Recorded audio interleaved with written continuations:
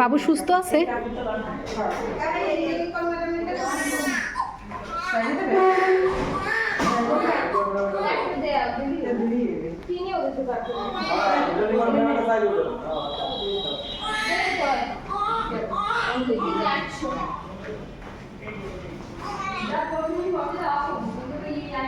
আমি একটু আসবো কাছে।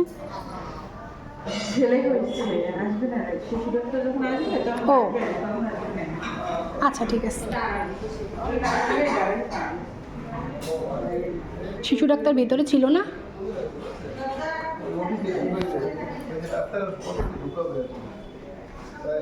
এখন কি বাবুকে দেবেন?